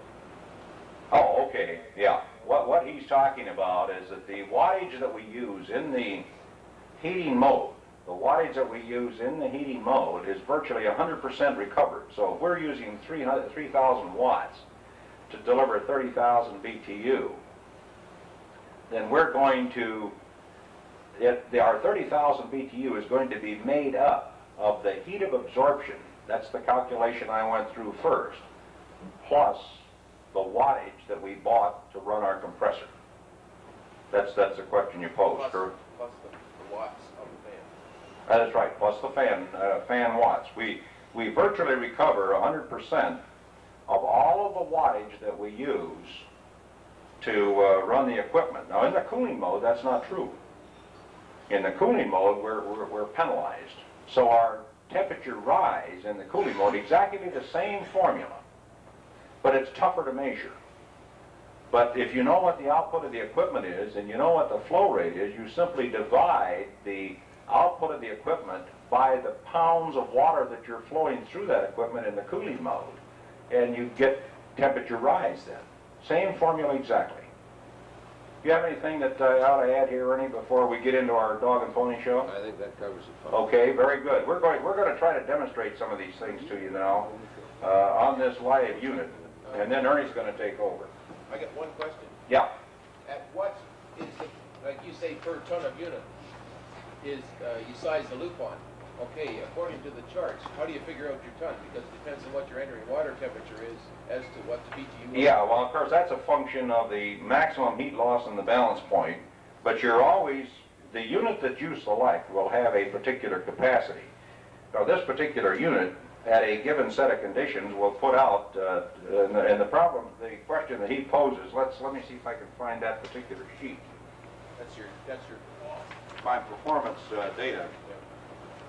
In our loop sizing rating, we're using a ton of ARI cooling capacity. That's right. You've got, I mentioned that earlier, that you've got to use the ARI cooling capacity to determine your flow rate in gallons per minute. So the SWPR 281 has a cooling flow capacity of 8 gallons per minute maximum. See that in the sheet there? 281's not here. 351 starts. Okay. But in the sheet, an SWP 280, which is the no, this is a 280 we got right here. Yeah, but we can't see that. Well, okay, let's use 350 then. Except I don't have it. Let me borrow yours. Okay, in this case, the SWP 350, the SWPR 350 requires 10 gallons per minute. So if you selected a unit which at 25 degrees is probably that 350 is going to be putting out somewhere in the neighborhood of 25,000 BTU. You don't size the flow rate based on the 25,000 BTU capacity. You size the flow rate based on the nominal cooling capacity of that unit at the maximum flow rate published for that unit. Is that cleared up for you? Why not? What's the 25 degrees you're talking? That's the loop temperature that you'll encounter in the heating mode. It has no bearing on the gallon per minute flow rate that you're selecting. Where's that here? 25 degrees. It's not there, but you've got it. Don't you pass those sheets out that, Yeah, it's in the book. it should be in the book. Yeah. Basically, the first two digits of the ARI cooling capacity, 280 is approximately 28,350. Okay, now, Dan says that the rule of thumb is that at the maximum heating demand condition, the first two digits, and I didn't know this, what? That's right, ARI cooling capacity. So let's take this SWP 350 at the ARI cooling capacity. which at a 10 gallon per minute flow rate, an 85 degree entering water, and 80 degree entering air dry bulb, 67 degree entering air wet bulb, 1200 CFM throughput, has a 36,200 BTU capacity. Now, what were you saying, Dan? Well, that's 12,000 a ton, so that's a 3-ton unit. That's right. The whole point is you just need to talk about one, you got to call a unit something. That's right. You've got to call whatever the unit model is that you select. What is the, you've got the sheet there now. What is the capacity of a 350 at 25 degree entering water in a heating mode? At, what, 70 degree entering? Air, yeah. 26.8. Okay. So the point is that you size the flow rate based on the cooling capacity of the unit at the maximum flow rate published. You don't size the gallons per minute on the so-called nominal tonnage that you would get out of that 26,000 BTU capacity. Does that make it clear? Yeah, like I figured that the unit, when the loop is at a warmer temperature, you're going to be getting more output out of it. Yeah, that's right, but forget that. Okay. You asked the question, how do I select my gallon per minute flow rate? And the size of the loop, the length of the loop. Okay, well that's based on your capacity in gallons per minute flow. And then, of course, your loop needs to be long enough to accommodate the capacity of the unit based on that 25 degree temperature. You're going to get into heat loss and balance points and that sort of thing. Let's don't delve into his area, and he'll clear that up when he gets into that. But suffice to say that always select your gallons per minute on the nominal cooling capacity of what unit you select, and that's a function of the heat loss that Dan's gauge and that little probe. You can very simply check your equipment without ever putting a gauge on it. Any questions? Do you use propylene glycol or some of them, or calcium chloride? Just what's the... Still a function of flow rate in gallons per minute. But with this won't be reading properly with different... The viscosity is going to change, but this is going to reflect the change in viscosity. The change in viscosity is going to be reflected by a diminished flow rate through the heat exchanger. That's what you're going to end up with. You're going to have a diminished flow rate because of the increase in viscosity. So therefore, it's still a valid way to check it. You've still got that many gallons flowing through it if you've got that pressure drop of 7.5 psi, which is published, incidentally, not in the computer printout, but it's published in the commercial literature for the particular model that you've chosen. So if I made my point, does everybody see what we're doing here? We're just trying to find out, using simple methods, whether our machine is working. Now, one other check, and then I'm going to shut up. I'm going to cut this water flow rate in half and see if my output diminishes in degrees Fahrenheit. It should. Those are service valves. They They are hooked into loops. Pump always has a valve on it. Yeah. Now, what he's doing, he's using a built-in ball valve. We're gonna drop the flow rate to 4 gallons a minute. Well, of course, we could use our gauge across there. You see, our gauge is really a little more accurate. Sorry, but the gauge would tell you if you had a diminished flow rate through that heat exchanger, wouldn't it? That is the pressure differential across the inlet and outlet. All right, we can just slow it down manually here. Okay, we don't know where it is, but we, yeah. Now let me, I can tell you by the temperature you think you slow it way down. yeah, you, Now we're taking, 15 degrees. yeah, now we got a 15 degree delta T, so you know that our flow rate is really diminished. Yeah, we could freeze it, that's right. We're not yet. No, it takes a while for the machine to stabilize. These heat exchangers, incidentally, it's tough to make this demonstration and to sneak in a commercial for the flooded evaporator. It's really tough to make this demonstration with a flooded evaporator because it'll continue to suck heat out. I've frozen them up before now, and then you got egg all over your face, and I got a lot of face to put the egg on. So the point is that You can see it drop though. I didn't made a liar out of me. It's down to 101. It was up to 106, and I don't think we ought to push our luck, Ernie. Does everybody agree that with a diminished water flow, we got a diminished heat output of the equipment? And that's the only point that I'm trying to make. We got 40-degree water out, 60 in. Yeah, so we got a 20-degree delta T, which we're really pushing our luck. We better increase the flow rate because you can see the output of the unit is continuing to drop. Now, of course, in a calcium-charged flue, we wouldn't be worried about freezing the heat exchanger up. But I just started this job, and I can't afford to have to take it out of my pay, you know. And these guys are mean. I mean, they might look docile and all that, but they're really tough. Okay, I'm going to let you take it, Ernie. I'm going to grab my tools and go to the back of the room and shut up. Sir? Another one way of checking these units, before you get into them, put gauges on them. Another way of checking, and this is by a digital thermometer monitor. Check the discharge temperature right off of the compressor. If you got 195, you know it's working. Be 180 to 200. 180 to 200. The whole point is the last thing you do is put a set of refrigeration gauges on this machine. When it isn't working, you're going to have to put those gauges on to find out why.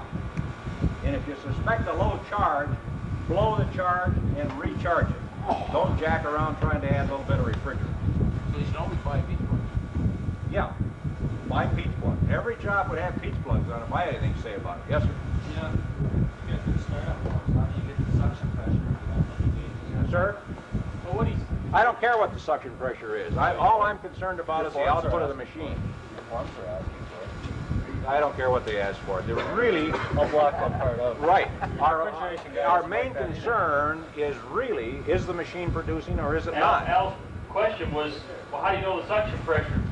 Paul said you don't need to know the suction pressure if you know the unit's putting out what it's supposed to. You know, that's what he's trying to show you here is that it's very simple to just find out real quickly if you're extracting what you're supposed to extract from the water, you know the unit is operating. Actually, and you don't have to know anything else other Let's than change that. these forms. Because the other one has the pressure. This doesn't have it. Yeah, well, we backed off of it because more people have screwed units up by putting gauges on them than That's they right. fixed them. Basically, everybody immediately will come in. A normal serviceman will get on one of these jobs. You'll have a low loop temperature, and he'll come in, put his gauge on, and see a low suction pressure, which you'll have with a low loop temperature. Immediately wants to add refrigerant, and he ends up overcharging the unit. All you can tell everything you need to know about one of these units with temperature and flow. And only time you have to get gauges out is when you do have a problem in the circuit. And if it's taking the heat out of the water, it's doing what it's supposed to do. That's all you have to know. You don't have to do anything else. So the best thing you can have in your test kit is a good temperature probe. That's the most valuable tool. Yeah, we changed the form. We were doing a lot more with that. We found that you really don't have to do it. I mean, that's, the answer is just flow and temperature drop. Yeah, but a good refrigeration guy is always obliged to take pressure, just like a doctor tests your heart. Well, that's... Yeah, but the thing you got to bear in mind is that there are not everybody in this business is an accomplished man like you are. Suction pressure to expect with this equipment. That's right. So But what we does don't it tell them? publish They don't that, know. you see. But we do publish the other information which I use in order to learn whether my equipment was working, and I proved straight across the board, didn't I? Heat of extraction, pressure drop across the heat exchanger, the whole works. Would you grant that, John? You hear that? John granted that. Thanks, John. I mean, we really cooked this up at breakfast this morning. Yeah, take 10 minutes, okay? We're going to start right up. To put on two valves with a type of a header that you can take and flush that heat exchanger. You're into a mineral contamination. You have to flush that heat exchanger every couple of years. It's a good idea to put on some teeth with a piece of pipe and two valves so that you can flush this thing out. Might sound a little bit simple for some of you guys, but what we supply for an open system is a rectal valve, Richdale, whatever. That's a 24 volt operated valve from the heat pump, and that's how you hook it up.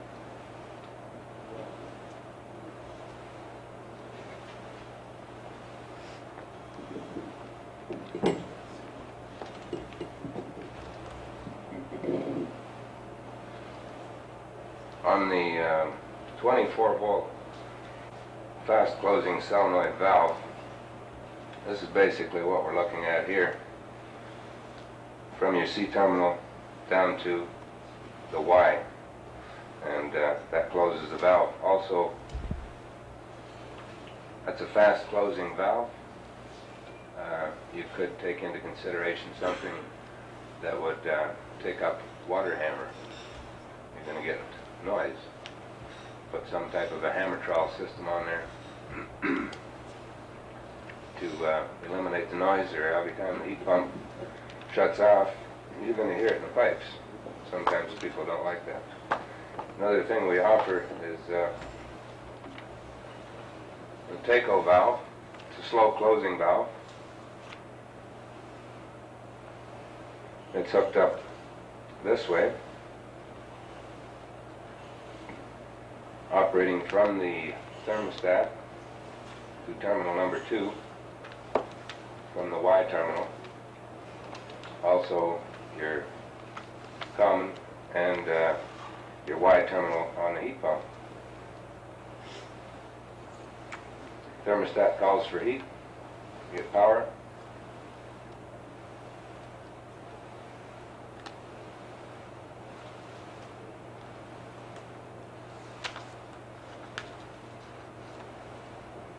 Inside of that motorized valve you have a contactor. As soon as the thermostat calls for heat, starts that to close, you get contact, then the compressor starts. Same thing when it's ready to cycle. It shuts the compressor off and the water slows down and closes off completely.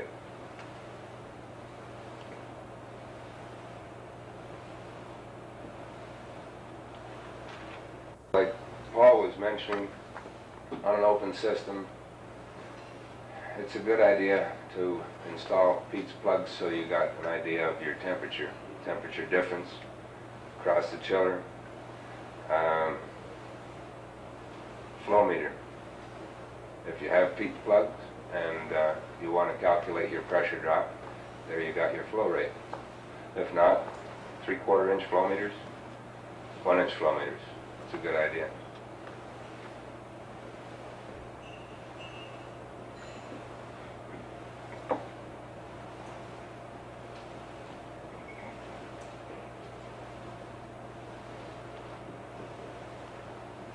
If you want to look into the section, in that manual you've got there,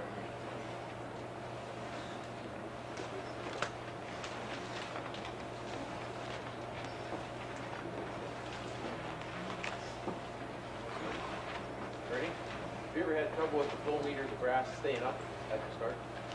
yeah, sometimes you get into either mixing the calcium or whatever. If you get a piece of cutting off of the polybutylene or polyethylene that gets caught up in there, you can have a problem with it. So like when it first starts up, it'll go up with the flow and it'll stay against the top like suction.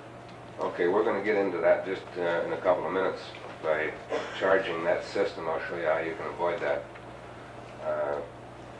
If a person doesn't close off one isolation valve on the loop pump kit and you're purging from this side of the loop pump kit, water, just like electricity, likes to take its shortest path. And you're going to get a lot of gallons per minute. You can take the top right off the flow meter if you don't shut off one of the isolation valves, which I think most of you have seen. There's one on the top of the pump and there's one on the bottom of it. And it's a good practice to shut one of them off. Either way, you can purge one direction. Sometimes, okay, let's get right down to the minimum. If you follow those instructions that are into the manual. If you've had problems with contamination, you want to get the sand out, you've had some filings in there, you want to purge that out, I would suggest to purge and flush from the far side, so that when you do open the flow meter or open the isolation valve back up, anything that's in that system is going to come back to the barrel. And by changing direction with this type of charge cart, or if you're using a barrel and you have the valves on the end of your charging hoses, shut them off, change direction, and flush it out. Open that valve slowly on the far end of the loop pump kit. If you open it slowly while you're flushing, you're not going to put the air back. Let me show you here on the diagram.